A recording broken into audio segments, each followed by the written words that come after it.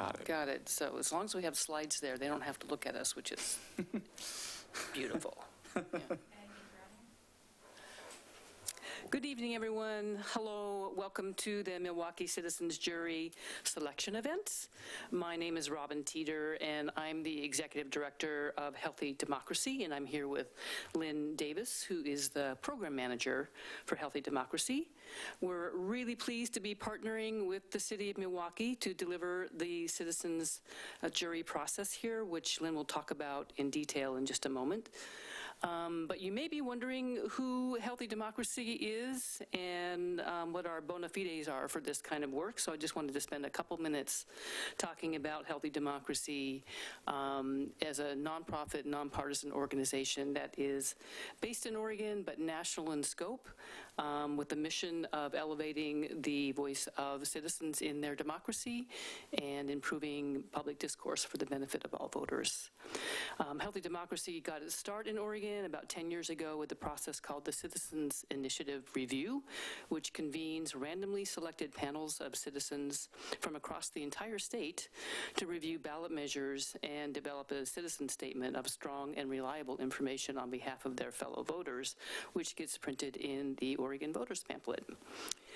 It's known as the CIR, and it is now grown to several other states across the nation and even internationally now, in response to a desire to more meaningfully, we think, connect citizens with their governing institutions.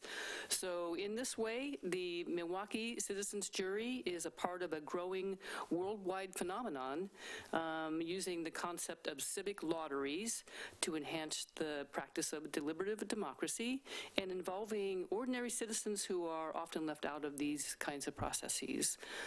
So that's kind of a little bit of an overview of our work, and to bring it locally for you, I'm going to hand it over to Lynn, who will give you more detail about the Citizens Jury process.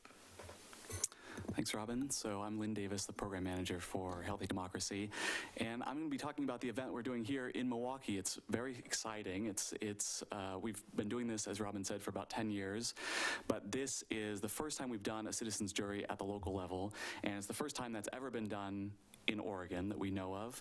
And this is also unique nationally, actually, in that we are, for the first time, we think, trying to create a sort of out-of-the-box solution that's cost-effective that cities can use to answer difficult political questions. And this is going to be sort of the model process that other cities can use. So the topic that's being investigated here is, should Milwaukee City Council members and the mayor be paid more than their current volunteer stipends? And if so, how much should they be paid? Now, we think there are three sort of core aspects to every citizens jury, and they fall into who's in the room, what happens in the room, and a general feeling of reciprocal trust. So representation, and that's both representation in terms of groups of people, but also in terms of individuals, that it's new people coming into the political process. Resources, in that we are providing professional facilitation, a high quality process, and all the resources and expertise that the panelists need in order to make a high quality decision. And then a feeling of reciprocal trust between the panel and the city council. And we've been very lucky here in Milwaukee that the city council has been really supportive of the process throughout. They're going to take the result really seriously. So citizen juries in general have two components. I talked about the people. These are randomly selected. That's what we're doing tonight. And randomly selected but reflective of the public, a microcosm of the public in one room. And that selection, we think, gives this process some inherent legitimacy. The process itself, though, has to also be really strong. It needs to be highly deliberative. It needs to be tightly structured. It needs to be product-oriented, and it is. It will produce a single recommendation for the council.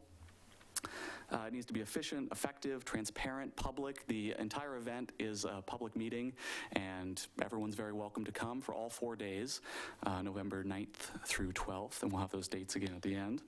And of course, we think that this all sort of produces solutions that are of high quality. Specifically, this citizens jury panel is randomly selected, so that process started out from a 5,000 letter mailing to 5,000 random addresses across the city of Milwaukee. Then of of the folks who responded, about 100, a little less than 100, we're doing a random selection process tonight that's in public with observers. Thank you very much. And that will produce a panel of 20 residents, age 16 and up. Those 20 people will be representative on 7 different categories of the residents of the city. Geographic location, we've separated the city into 3 pieces, sort of clusters of neighborhoods, by age, race and ethnicity, gender, political party, or not registered to vote, educational attainment, and renter or homeowner status. And I should say the selection tonight is going to be just 19 of those 20 residents, because we're going to be doing the last one at Milwaukee High School in a few weeks to select that last sort of person in the lower age categories.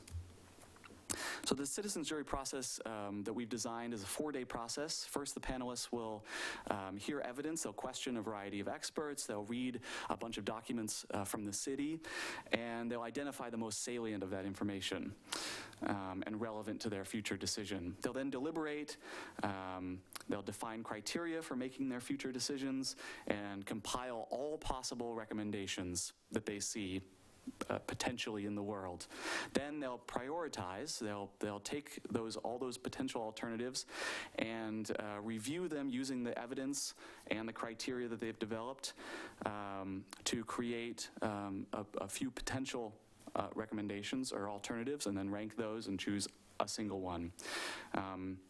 That's actually, I'm getting into step 4 there, where they narrow the alternatives, clarify the rationales behind those alternatives, add any dissenting opinions as well, if there's anybody that doesn't, if there's a group that really doesn't agree with the final recommendation, and make a final edit of it, and then present it to council a few weeks later. Oh, and I wanted to just end before we do the actual selection process with a quote from one of our previous citizens juries. This was a citizens initiative review panel in Massachusetts a few years ago, and it's just to point out that there's a lot more that comes out of these processes than just the product. Of course, that's very important, but we find that people tell us after the fact that this was a really important experience, and this panel, just of their own volition, decided to put together a joint statement on their experience, and it says, "Many of us consider the Citizens Initiative Review to be our most meaningful experience in politics, and for those of us who have struggled to keep faith in the political system, it helped to restore it." And I think we certainly hope that the folks who are selected here tonight have a very similar experience. So with that, let's do it. And hopefully the software will work. It's always a little touch and go. I've been testing it all day long today, but you know. Democracy is messy. That's right. Potentially. And I should say this software is open source software, and we can provide anybody with a link to it if you'd like. It's developed by a nonprofit in the UK called the Sortition Foundation. Sortition is this kind of random selection, demographic representative sort of process. And they very kindly loaned their software to us. Which saves a lot of work. We used to do this all by hand, and let me tell you, that takes about 2 hours and is painful. I was going to say painstaking, but painful is probably correct. Almost. Exactly, yeah. Let me go to the appropriate folder here. So this is the document with all the categories in there, what categories and what targets for those categories we're looking for. And actually, since I have it open, let me just show what that looks like. So this is, and this will be made public after this event, but this is the document that shows all the targets based on, for the most part, census data. The party affiliation targets are based on the Secretary of State's office, but everything else is based on the census for ages 16 and up in the city of Milwaukee. So that's how we do it. We get, percentages of the population. We get that down into what percentage of 20 that is. And then as you see, we are selecting only 19, so we're selecting just a little bit less tonight. All right. and some alternates, which we'll go into a little bit later. Yes. People get sick. Things happen. So. All right. We're going to select 19. And that should be it. Here we go. Ready to see it? I should say before I open it up, so first of all, there are no names attached to this. It's very important for us to protect the privacy of these just private individuals who have volunteered to potentially do this. But if you return a mailing to us, you may remember a 5-digit code. Not that you'll remember what that code is, but if you happen to, you'll see it on screen, so you'll know whether you've been selected. And of course, we'll talk more about what happens, the next steps to folks who are selected. Yeah, if you're here this evening, we probably have that database that we could tell you. If you're one of the people being selected, hang on afterwards after all this gets shut down, and we'll let you know. Yeah, for sure. Yeah, we can do that. Absolutely. So we're looking for duplicates? So what we have to do here really fast is we need to look for duplicates in those numbers, because we're not going to select more than one person from the same household. That was one of our sort of rules up front. So Can you sort them by? That's a good idea. I should do that. Yeah.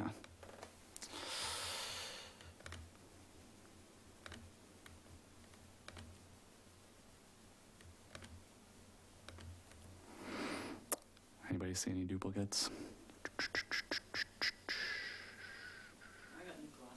I don't think so. I do not see any That's good. duplicates. All right. I think we have a panel. There's our panel. Fabulous. All right. Honestly, this is a miracle that happens.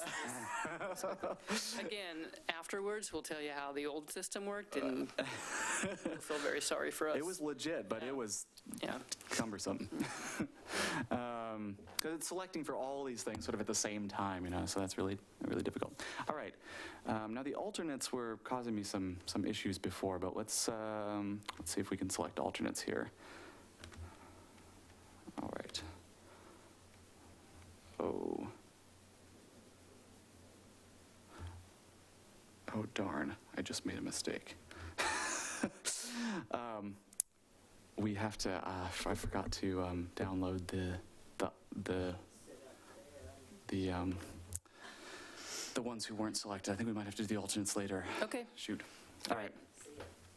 Well, we'll do the alternates It's later. a pilot. It also wasn't Those working. 5 alternates will have to wait one more day. We, All right. alternatively, we could, Can you make that? this one? Sure. Yeah, so you can see the demographic categories there. Lines, but I can't read it. Yeah. What's in each column?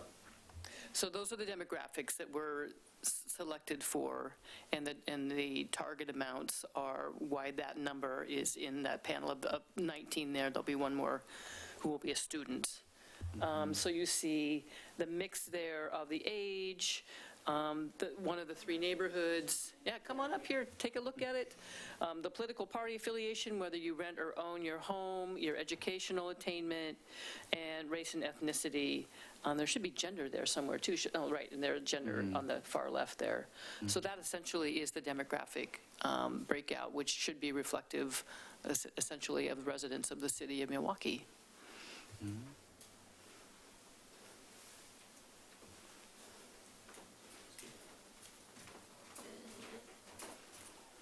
Everyone's in the front. So again, if you're here wondering if you got selected, we'll match up your name with your number and let you know if you were one of those before you leave here tonight. Well, I know I'm a Republican and I rent, and I don't see a Republican up there that says rent. Oh, well, you may not have won the democracy lottery tonight. I don't see my age. Oh, Okay. I should explain actually.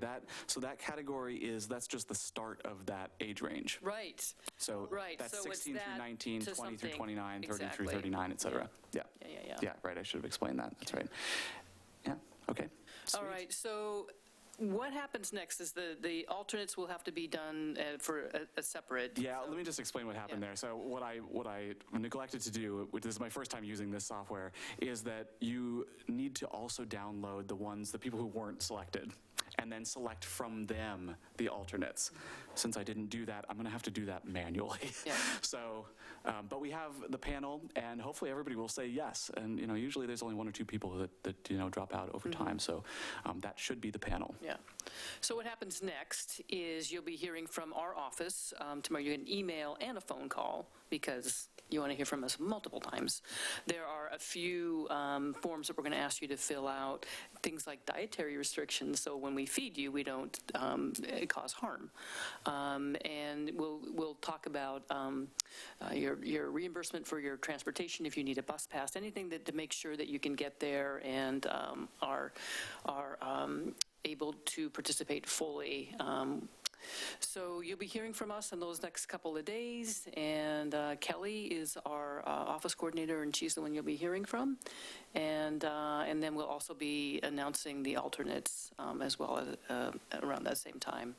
So without further ado, we want to thank you again for your interest. For those of you in the room who stepped forward and answered the call, we want to thank you so much for caring about your city enough to put your name in the hat and to show up tonight and witness this process, and to the city of Milwaukee again for their partnership in this process. And we're going to call this meeting to an end and then talk to the individuals if you're still wondering if you got selected, if you came here in person tonight. And those of you on the internet, thanks for joining us. And we'll see you at Clackamas Community College on November 9th. Yeah, thanks. Thanks, everybody.